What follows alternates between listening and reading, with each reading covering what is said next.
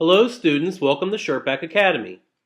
In our lesson today we're going to be covering section 2.7 in the ITF Plus course.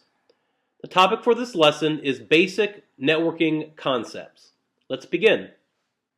We'll begin our lesson by discussing modems. Modems are hardware devices that convert data into formats to transfer from one computer to another.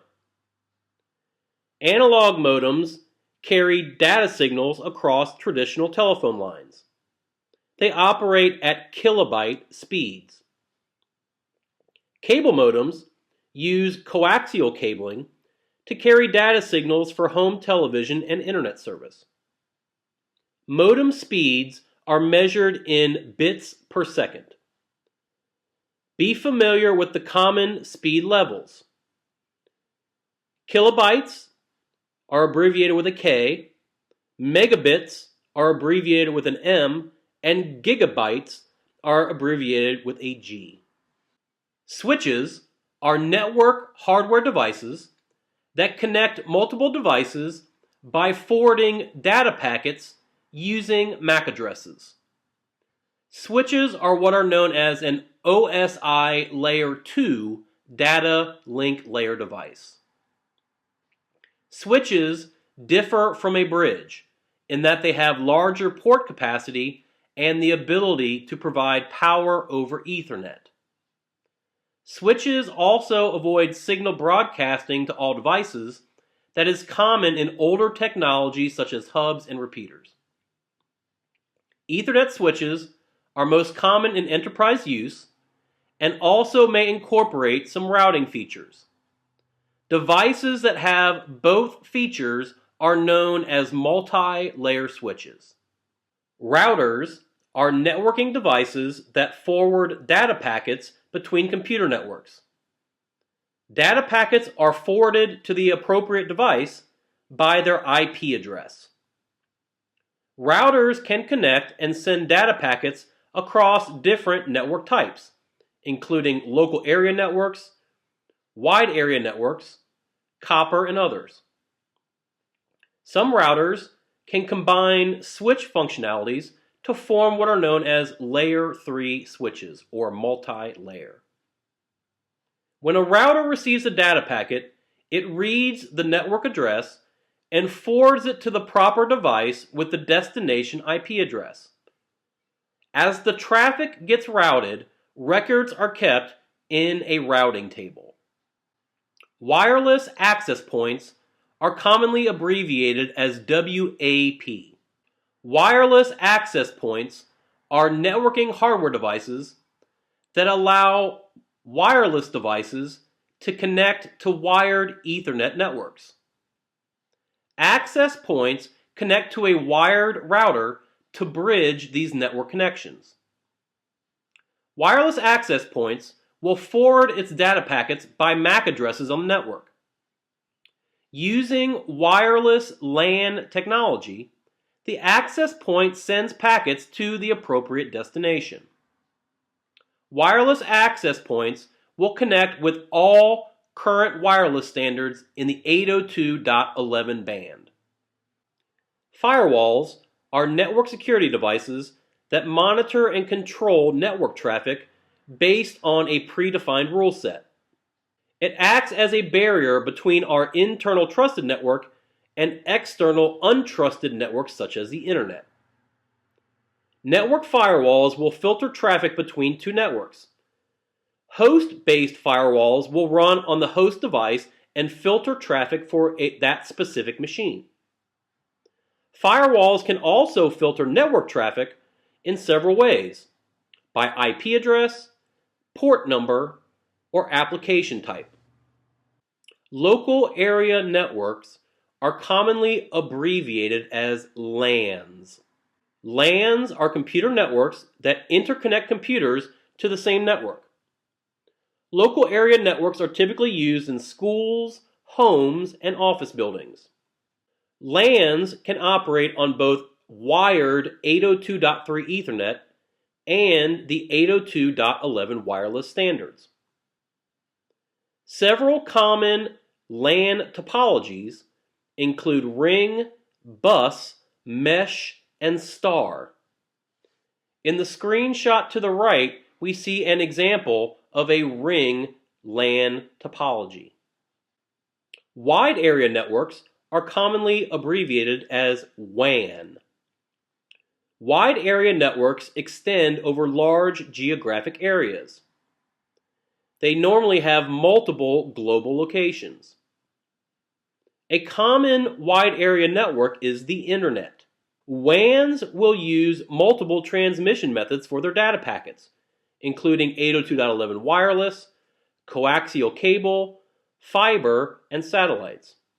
Wide area networks have slower transmission speeds than local area networks. This is due to the longer distance that the data packets must travel. Personal area networks are commonly abbreviated as PAN. PANs are networks that connect devices within an individual workspace. Personal area network signals commonly include signal types such as Bluetooth, infrared, and NFC. Bluetooth is commonly used in wireless headsets and speakers. Infrared is used in home entertainment centers. And near field communication, or NFC, is used for smartphone mobile payments. Personal area networks can also be wired. Wired PANs will provide short distance network connections, typically to peripheral devices such as printers. IP addresses are numerical labels that are assigned to devices on a network. IP addresses have two primary functions: network host identifiers and location addressing. There are two types of IP addresses to be familiar with: IP4 and IP6.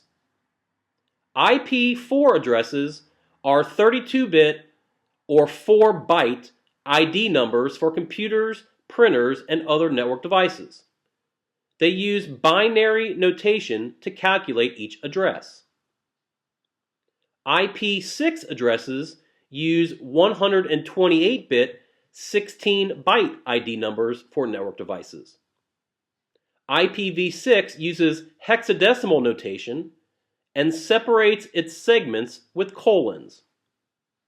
Here to the right, we have examples of both an IP4 address and an IP6 address and their common formats. MAC addresses stand for Media Access Control. They are unique identifiers that are assigned to network interface cards for any network-connected device. MAC addresses are 6 pairs of hexadecimal digits that use colons or periods to separate segments. Device manufacturers will typically assign their own MAC addresses internally.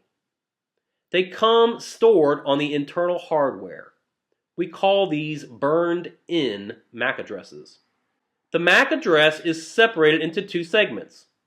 The first is OUI, or Organizationally Unique Identifier. This is the MAC address segment that will identify the device vendor. The second part of a MAC address is NIC, or the Network Interface Controller. This is the segment of the MAC address that will locate each device on the network. SMTP stands for the Simple Mail Transfer Protocol. SMTP is a protocol that's used to send and receive electronic mail. Mail servers and individual devices commonly use SMTP to send their email messages.